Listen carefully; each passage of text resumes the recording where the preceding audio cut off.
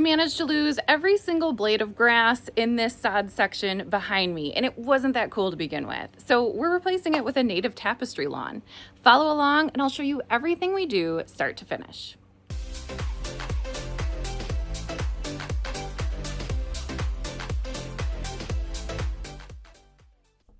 Hey guys, it's Anna from Bright Lane Gardens. We are starting a project that I've had my eye on for like 2 years now, and we finally have the time to do it. So we are creating a native tapestry lawn in an area of sod that died off a couple years ago. We just could not keep it alive, and I'm so glad that it died because now we have this blank space and I can't wait to throw some native plants in it. So if you've come to this video, you've probably heard of a tapestry lawn, but if you are just watching because you're on our subscriber list, a tapestry lawn is essentially this nice combination of low-growing ground cover plants that intermingle and mix to form this variegated lawn type look. A lot of tapestry lawns out there are not native. It is hard to find low-growing, creeping ground cover plants that will grow in thickly enough to prevent overgrowth of other types of weeds that can really create that dense lawn look. So today's video is focused on primarily native plants. There are 2 caveats to that, and I'll get to that when we talk about our actual plant selection, but the rest of the plants are native to our region here in northern Michigan, and it expands all the way down south of Indiana. So if you are viewing from afar, there's a really good chance that these plants are native to your region as well. I think it's always important to really understand the area that you are growing in. So here's some details on the specific plot that we're working with today. This area here was sod. This was actual sod that came rolled up in a roll. We unrolled it, we cut it to fit, we did all the right things, we watered the heck out of it. We laid down topsoil under it. I mean, we did absolutely everything textbook, and it just died. It was pretty good sod too. So we wasted over $1,000 putting down sod around this pavilion area here, and we have dead grass to show for it. I'm really excited to put in something that's quite a bit more resilient and that really fits a lot more with the vibe that we're going for back here, which is ecological, natural gardens that are aesthetically beautiful and highly functional for our environment as well. The second thing to note, this area here is about 9 foot by 19. It's not a perfect rectangle, but as we design it today, we're going to design it as a rectangle. It seems like this area is really small, but when it comes to planting and when it comes to actual plant selection, we're going to discover quickly that this is a pretty big space to work with. I think it's really easy to look at your front lawn, especially if you have a smaller front lawn, and think, I can absolutely replace this with native plants. You can. I trust in you, but start with a small section first, because I think it's really easy to get overwhelmed. I think it's really easy to go over budget, and I think it's really easy to give up halfway through. If you think you're going to eliminate your whole lawn and replace it all with native plants, start with a quarter of the section that you're looking at. See if that style works for you, and then replicate your process in the following seasons. And trust me, you're way more likely to have a better success rate with that. This area is mostly sun. It does get some partial shade later in the afternoon, but for all intents and purposes, we'll call it definitely full sun. We do have an irrigation system that can access this lawn. Our goal is to not run that long term, but we are absolutely going to run it as we're getting this patch established. It is really important, even when you're working with drought tolerant native plants, that you have access to constant irrigation in that first season so the plants can properly establish. If you do not have access to irrigation or aren't physically able to really routinely water your patch, then planting in the fall is likely going to be the best option for you. When you plant your native plants in the fall, temperatures are lower, we get significantly more frequent rainfall, and they will immediately go into dormancy after establishing a basic set of roots. This enables them to really get a head start on the spring, that following season.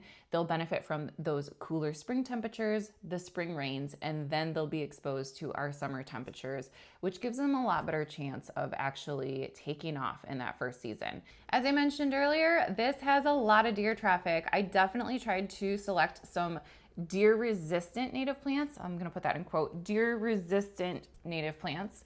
As we all know, a hungry deer will eat anything, and this year they seem to be starving. So we'll see what's successful and what isn't. I'm likely going to put up some sort of really basic barrier around the edge just to protect my work once I've put it in. But the deer are definitely one of the biggest issues that we have back here. So if I manage to plant this and they don't tear it up immediately, then you can rest assured that these are definitely some deer resistant plants back here. If you've watched some of our design videos before, then you'll know that I'm meticulous about my planning. But when I am planning out one of my native garden areas, definitely the majority of my time is spent on plant selection. Selecting the right plants is so important for your long-term success. We're planting native gardens because we want low maintenance, natural gardens that are aesthetically pleasing and functional and have plants that will all work together. So selecting the right plants for your soil type, for your climate, for your sunlight conditions, and of course, for your little predators like bunnies and deer, it's going to be so important for that long-term success. You don't want to be out here every single day spraying your deer spray or weeding your plants. You just want to make sure that you've selected plants that match the region that you're planting them in. So my plants were meticulously selected after actually interviewing a couple locals or having my own personal experience working with these plants and knowing how they'll perform in my soil. I definitely encourage you to take your time on your plant selection process. It's absolutely the most important process out of anything that we're going to show on this video today. So I have selected my plants and I'm ready to show you what they are. So let's go out and meet the plants. Meeting the plants. First on our list of foundational species is Pennsylvania sedge. And I wanted to show you the whole flat so you could kind of get a vibe for what it looks like when it's planted in larger quantities. Pennsylvania sedge is a shade-friendly ground cover. It kind of grows these nice little tendrils of grass here that will flop over as the season continues, creating a nice dense mat that does a really good job of preventing weeds from popping up in between. Pennsylvania sedge does have a very inconspicuous bloom that blooms earlier in the season, usually April to June. At maturity, it usually reaches about 6 to 12 inches tall, and its rate of spread is moderate to fast. So you'll notice that all the species that I'm talking about for our foundational list do have a faster spread rate than a lot of our accent species. Next on our foundational species list is wild strawberry. If you've worked with wild strawberry before, then you know that it spreads via these runners here. So it shoots these out, these will fall on top of the soil and actually re-root right where those leaves are there. So it makes it a nice fast spreader. He reaches a mature height of about 6 inches and has a really lovely white bloom, usually around May to June, followed by those bright red, teeny tiny strawberries that the birds absolutely adore. They are super edible by humans as long as you can beat the critters to them. Common cinquefoil is next on our list, and as you can see, it looks really similar to our wild strawberry. One of the reasons that I absolutely love planting these two together. So it spreads via those same runners and has a pretty similar foliage appearance to it as well. This guy has a yellow dainty flower on him, blooms usually May through July, and it does have an overlapping bloom time with that wild strawberry. So when these are in bloom together, you can see those little tiny white blooms, little tiny yellow blooms, and they just look really nice as they intermix their little runners here. So common cinquefoil, awesome ground cover. Rounding out my list of foundational plants is pussy toes. This pussy toes is done blooming for the season because it usually blooms from April through June. It does have low growing foliage. This is about the maximum height on the foliage. And then it shoots up these dainty little white flowers that look like pussy toes, which is hence the name.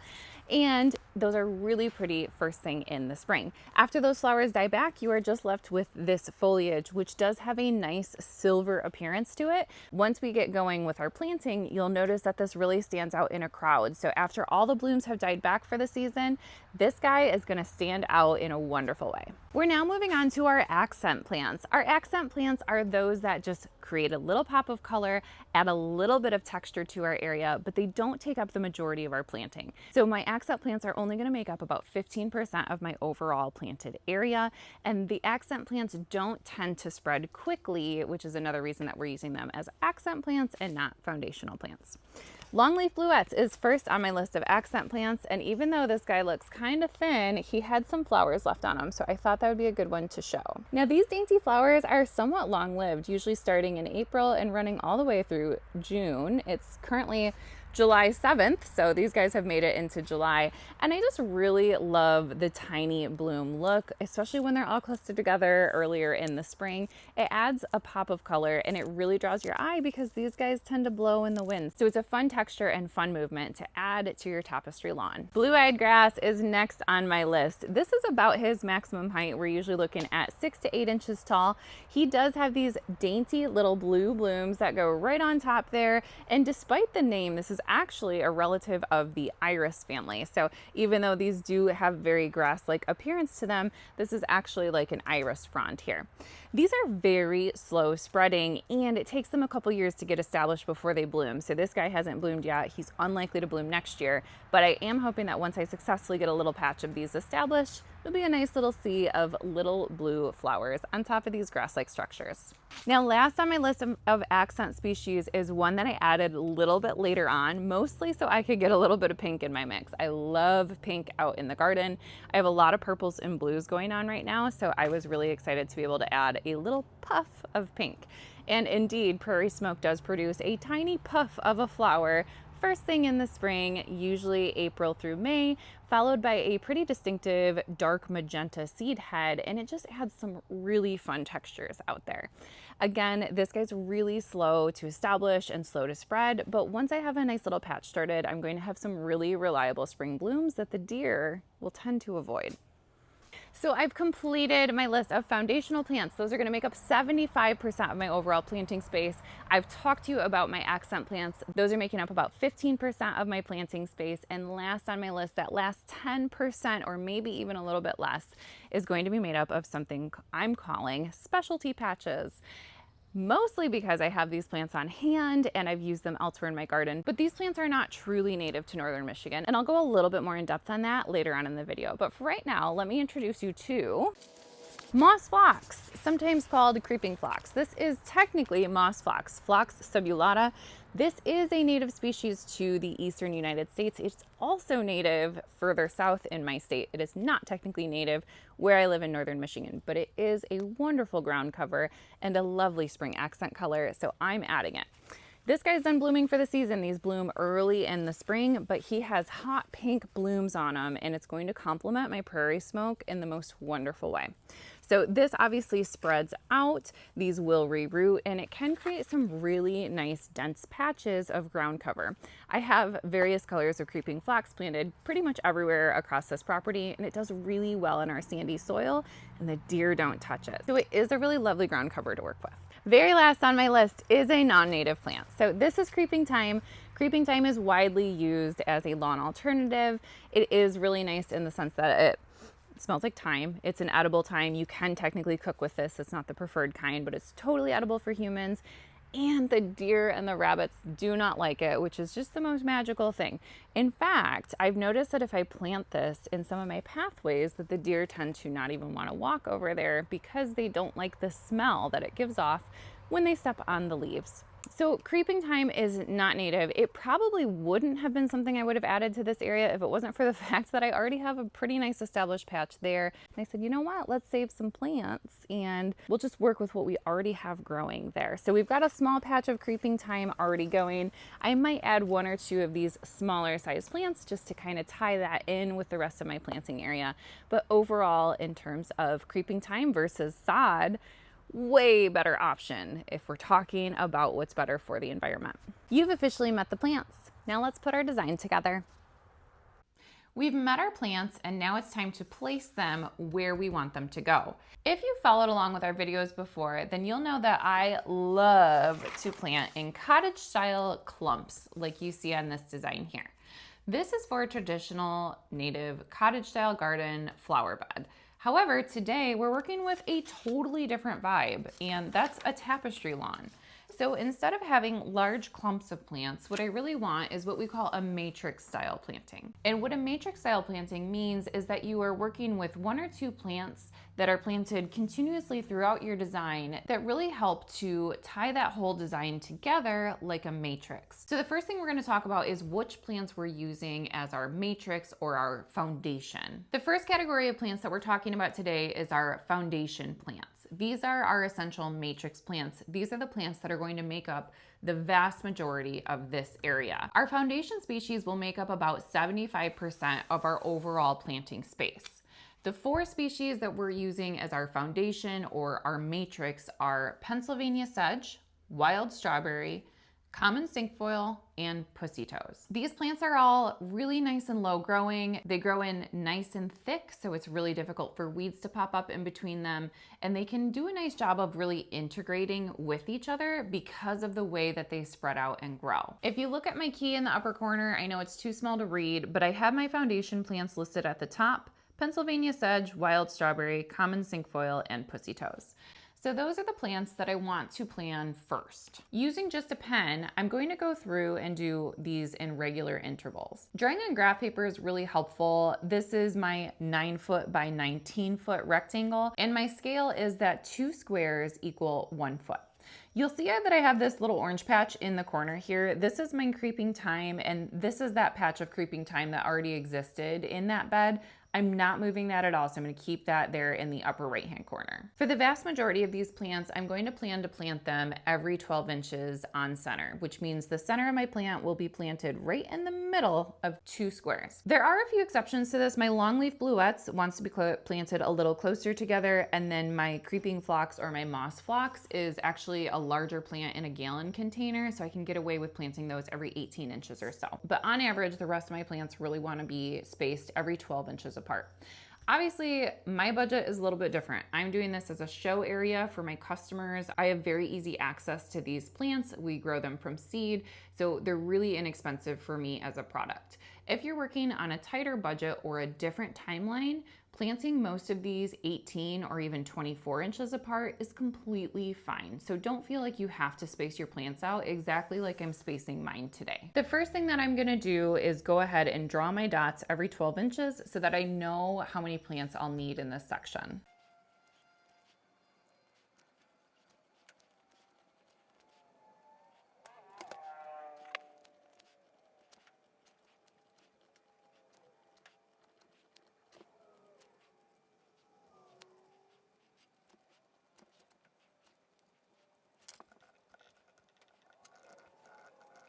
Okay, my eyes got crossed a little bit there. I made a couple mistakes on some of the dots, but once we have it all color coded, it'll look a lot easier.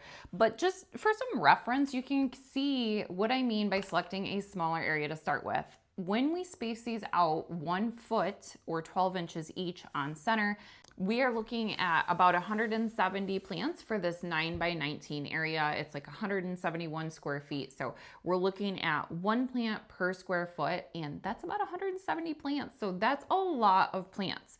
I'm working with plugs for the most part. You can absolutely do this with seed. I've had varying success with direct sowing seed in the ground, especially in Michigan. So definitely worth a shot. And it's always something that you can try to seed 1 year and fill in with plugs the following year for any seed that didn't take the way you wanted it to. Seed is absolutely the cheapest way to go here. If you're using plug, seed is absolutely the cheapest way to go if you're working with a budget, but if you're looking for nice fill out within a season or two, then you definitely want to go for plugs spaced a little bit closer together. Now that we have our matrix dots organized here, we're going to start assigning them. So Pennsylvania sedge is So our foundation species, these 4 species here, are 75% of our overall planting, which means about 125 of these 170 plants are going to be made up of these species here.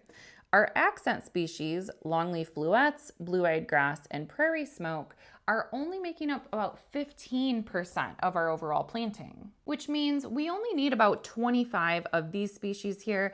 And then our specialty patches, these are really like 8% of our overall planting, 8 to 10%, and those will just be kind of interspersed here. So we have 170 plants total. About 125 of those are going to be our foundational species, 25 to 30 of those will be our accent species, and then about 15 of those will be the specialty species. But again, these are much larger plants, so we're probably looking at more like 7 to 8 patches of the creeping phlox and the creeping thyme.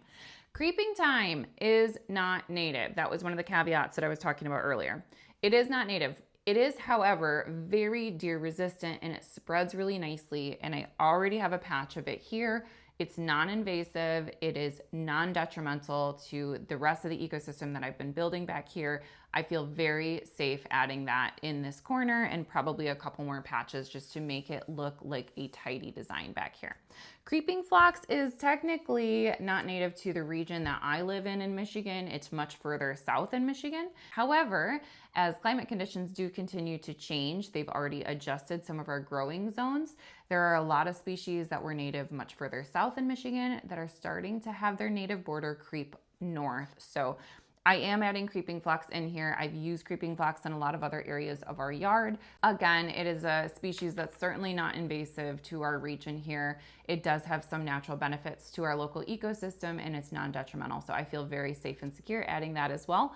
Both of those are also extremely deer resistant, which is hard to come by. So those will be added in specialty patches around my planting area here, but the majority of my area will be made up of these foundational species here. So let's start with our Pennsylvania sedge. Even though I'm not planting these in actual clumps like I showed you in my other drawing there, I do still want to keep some categories together. So Pennsylvania sedge is absolutely one of those. It really has this nice kind of umbrella shape that then flops over and it just creates this nice little mat, and it looks really cool if you have several of them planted together. So knowing that it's a more shade-friendly species, this kind of area here follows the shady area that our woodline would cast on it. So I'm definitely going to focus a lot of my pen sedge in these areas here, and I'm just going to mark them with really easy lines. And definitely don't make these into perfect circles or perfect squares or any sort of perfect shape at all. We want to make sure that this looks very natural and not uniform. Next on our list is our wild strawberry. I love to combine my wild strawberry and common cinquefoil together. They have an overlapping bloom time. Wild strawberry is May through June. Common cinquefoil is May through July. So they bloom at the same time. They have a similar growth habit because they spread via those runners, just like your traditional strawberries do. And they have these dainty white flowers and yellow flowers that just pair up really nicely. So I love to combine those clumps together. We'll start with our wild strawberry first. Wild strawberry is really versatile. It can handle sun or shade just fine in kind of equal amounts there. So we're going to definitely do some nice big patches in our sunnier areas and our shadier areas. I had a little bit naturally growing here right along this patch of creeping thyme as well. So there's our wild strawberry. Let's go ahead and add in some of our common cinquefoil. This is going to be a lovely area right here. We'll just unite these two patches and let them intermingle with each other.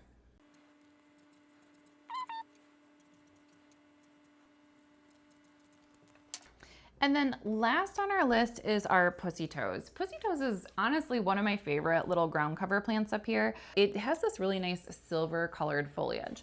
And a lot of these plants here bloom earlier in the season. So once those blooms fade, usually around this time in July, we're left with just the foliage. And the one foliage that's going to really stand out is going to be my pussy toes because it has that silvery color to it and it's got like this really nice silver green texture to it. And it really stands out when it's planted amongst all of this emerald green. Pennsylvania sedge also has a slightly different color too that will really stand out in this type of environment. So I'm excited to have two different accent colors that will carry me through the rest of the season, even after these blooms fade. Our pussy toes is really versatile, but it definitely does really well in those full sun conditions. So I'm going to focus it a little more towards the front of our bed here.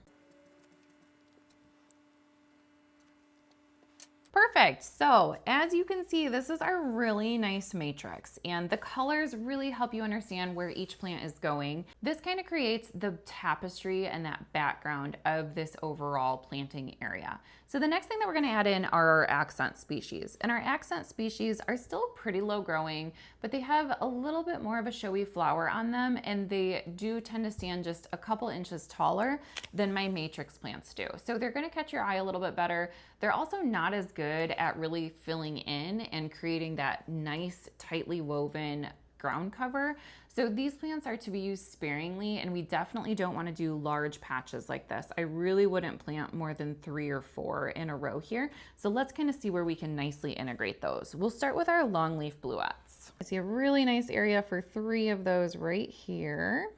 Longleaf bluets is another one that does very well with some nice sunny conditions. So we'll do a second area there. And I think we'll do maybe another area here too.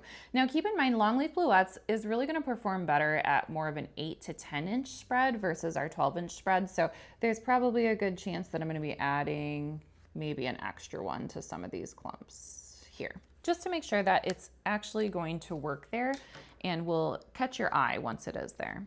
My blue-eyed grass is next, and blue-eyed grass can handle some shade. So we're going to tuck this guy back a little bit further towards the back of the lot here. See another nice little area right here. And let's do 4 right here. You know what? Let's do a couple more. Perfect. All right, prairie smoke is our last on the accent species. Prairie smoke is so adorable. It's super fluffy, has these nice little puffs of blooms first thing in the spring. It's pretty hardy, and I really haven't seen my deer try to munch on it too much, so it's been a really nice addition. I am starting to run out of space, which is good. It means we've properly aligned our plants. All right, and then the very last step on our list is of course going to be our specialty patches. These are larger plants, so we are only planting 1 plant per area. We don't want to do a nice clump of these because it will overpower what we've used as our foundational plants here. So I'm going to use those. I'm going to actually circle the areas that those will go in. We do already have our area of creeping thyme here, and I'm going to add at least 1 more of those. So I'm going to do another one here. I'm actually going to do 1 more here because this is a really shady spot right here, and creeping thyme is going to perform a lot better than creeping phlox there. So we'll stick with that. Next on our list is of course going to be our creeping phlox. Technically this is moss phlox, Phlox subulata, which does have a slightly more northern native range, but again, technically not native to where I live in northern Michigan at least. I'm going to disobey my original rule, and I'm actually going to do 2 of them right here. We did also have some creeping phlox kind of popping up in this area because of my creeping phlox that I already had planted over here. It looks like it seeded itself into this area, which is fantastic. I want this to be completely covered with foliage and blooms. I don't want any bare ground showing. So the more plants that want to hitchhike on the wind and join us here, I'm super happy about, as long as they're native. So if any other plants want to hitchhike on the wind and come join us in our little party area here, I'm totally happy with it as long as they're not going to be invasive species. Our design is complete. And like I always say, anytime I'm working with landscape designs, it's unlikely that we're going to stick with this plan exactly. But now we have a visual example of what we're working towards and how we want to organize our plants in their space. Our design is complete, and now the real fun begins. Let's get out there in this 85-degree weather and start putting our plants in the ground. It's a new day and it's time to install our plants. There was very little clearing that I had to do overall, which was a huge step in the right direction. So there's a lot of dead thatch on top of the lawn that I left over from the dead sod. This is going to act like a nice little mulch for me, and it's already an organic material. It pulls up really easily, but I didn't want to scalp the entire surface of this, as showing more exposed soil than what's needed will typically invite some unwanted weeds and plants to pop up. So I left as much of the thatch in place as I could. I dug a hole just barely big enough for each plug, and I didn't amend the soil with any additional soil material, which I hope will work out for me because overall I would consider this to be relatively poor quality soil. I did choose a lot of plants that will thrive in those types of conditions, so I know that like my wild strawberry, my common cinquefoil, and my creeping thyme are going to manage just fine.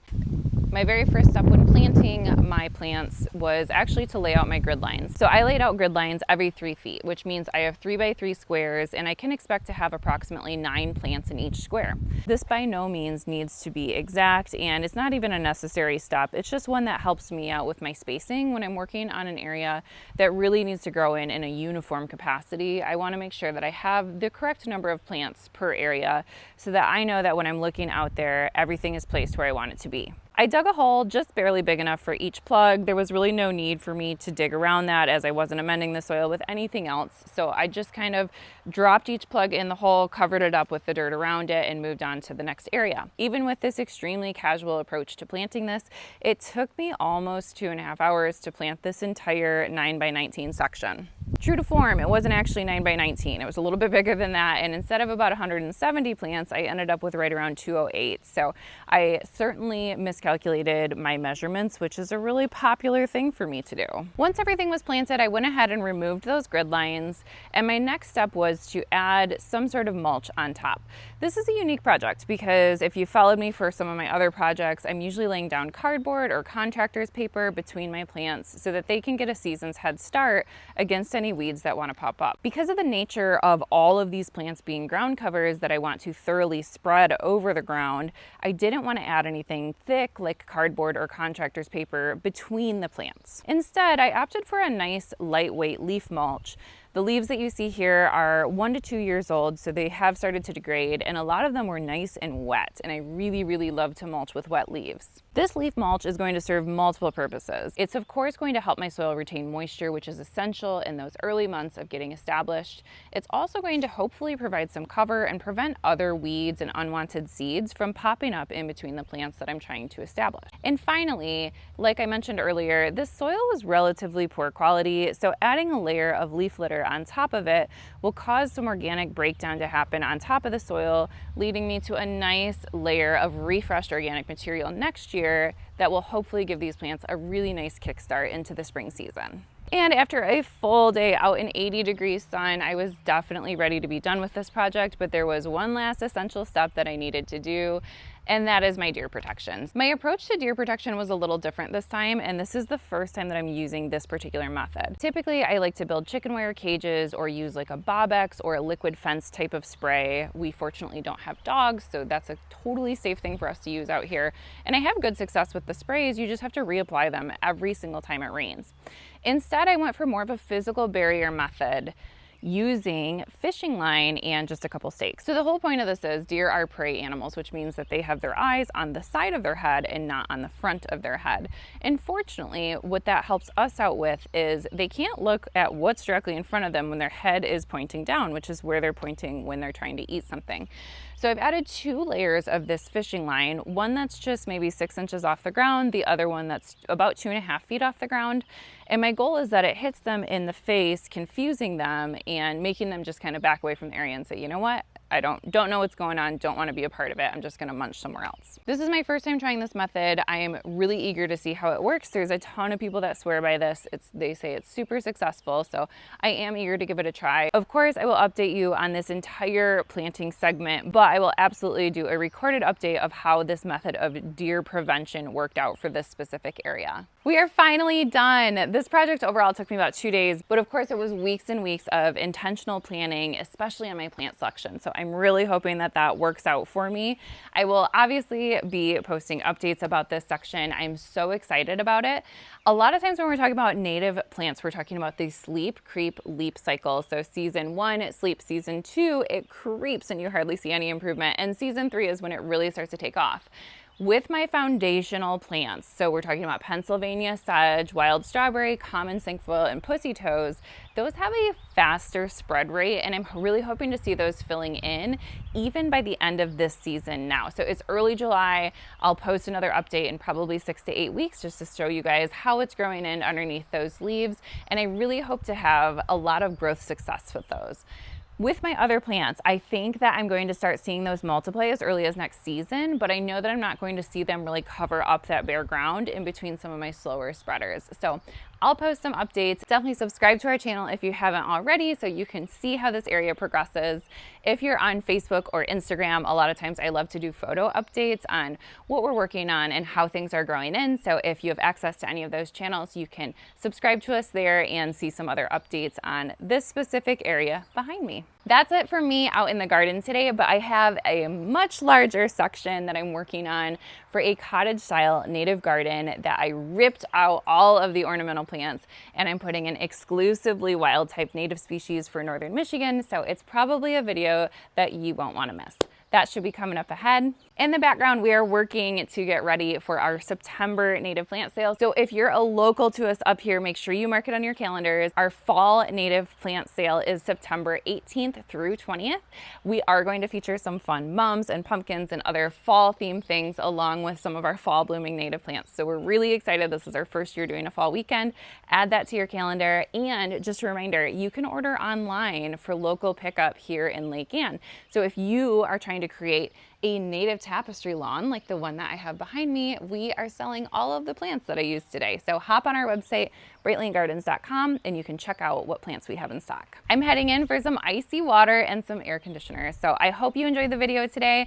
Updates are on their way. As always, thank you so much for taking the time to share with us on our channel today. We sure do appreciate it, and I hope to catch you next time. Bye-bye.